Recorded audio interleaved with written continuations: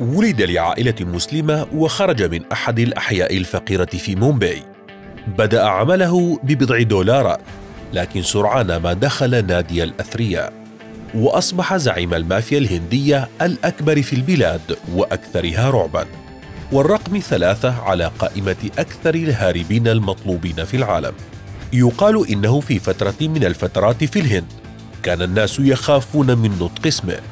قليلة هي الأسماء التي دبت الرعب في قلوب الهنود كما فعل داود إبراهيم، الذي ما زال حراً طليقاً يمارس أعماله بشكل منتظم إلى يومنا هذا، بالرغم من ملاحقة المخابرات الأمريكية والهندية له. فأين يعيش داود إبراهيم؟ وكيف أصبح زعيم المافيا الهندية؟ شركة دي منطقة فقيرة فوضوية في وسط مومباي، ذات أغلبية مسلمة في مدينة يهيمن عليها الهندوس. خرج منها محتالون كثر كانوا يبيعون البضائع المسروقة في بازار اللصوص. هنا ولد داود إبراهيم في 26 من ديسمبر عام 1955 لعائلة مسلمة في ولاية مهاراشترا بالهند في دونغري، وكان والده إبراهيم كاسكار يعمل كضابط شرطة. التحق داود في المدرسة عندما كان طفلا، ثم تركها في المرحلة الثانوية ليبدأ من بعدها الانخراط في عالم الجريمة في سن المراهقة المبكرة. وكانت بدايته مع مجموعة باشو دادا، وهو رجل عصابات محلي، لكن سرعان ما انفصل عنه وأنشأ مجموعته الخاصة مع شقيقه الأكبر شبير إبراهيم كاسكار. خلال إحدى العمليات توفي أخوه ليصبح هو الرئيس الوحيد للمجموعة، وبدأ عمله بشكل رئيسي في تهريب الذهب والحوالات غير الشرعية، بالإضافة لدخوله مجال العقارات. وخلال سنوات قليلة أصبح لديه 5000 شخص يعملون لصالحه، ووصلت إيراداته اليومية إلى أرقام خيالية، لتصبح مجموعته هي الأشهر في الهند، والتي أصبحت تعرف باسم دي كومباني، وحرف دي يعود إلى أول حرف من اسمه داوود. وتحولت شركة دي من مجرد مافيا تنشط في الهند إلى منظمة عابرة للحدود وفاعل اقتصادي مؤثر، مشكلة تهديدات كبيرة للأمن القومي والإقليمي لجنوب آسيا. كما دخل داوود مجال صناعة الأفلام، حيث قام بتمويل أفلام لبوليود، وارتبط اسمه بعدد من المشاهير خلال تلك الفترة. وبسبب تورطه ببعض أعمال العنف هرب من الهند، وأصبحت شركته تدار من قبل زميله الهندوسي شوتاراجان.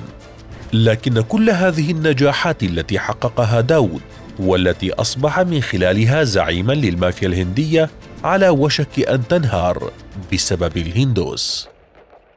الملياردير الشيخ داود إبراهيم. في عام 1991 انفتح الاقتصاد الهندي على العالم، وبين عشية وضحاها أصبحت الأسواق السوداء التي سيطرت عليها المنظمات مشروعة، وأصبح بإمكان المواطن الهندي شراء أجهزة التلفاز اليابانية أو أجهزة الراديو الصينية من المتاجر بشكل شرعي. ورأت شرطة مدينة مومباي في ذلك فرصة لسحق رجال العصابات، وأصبحت تعرف تلك الفترة بفترة المواجهات. في نفس العام تم القبض على جميع أعضاء شركة دي التي يترأسها داود إبراهيم. بعد عام واحد من هذه الأحداث قام المتطرفون الهندوس بتدمير مسجد في شمال الهند، وقاموا بأعمال شغب مات على إثرها 1000 شخص معظمهم من المسلمين. ردًا على ذلك، وتحديداً يوم 12 من مارس عام 1993 انفجرت 13 قنبلة في المباني السياسية في مومباي، مثل بورصة مومباي ومقر شركة طيران الهند ومكتب شيف سينا، وهو الحزب اليميني المتطرف الذي دعا إلى هدم المسجد. وتم اتهام شركة دي التي يرأسها داود بهذه العمليات، وتحولت من عصابة تدافع عن مصالحها التجارية إلى خوضها ثأرا سياسيا اندلع بشكل عشوائي ضد مدينة بأكملها. ومات على إثر هذه الهجمات حوالي 257 شخصا. ليضع مكتب التحقيقات الفيدرالي والإنتربول داود على قوائم المطلوبين، ووضعت الهند مكافأة وقدرها 25 مليون دولار للقبض عليه.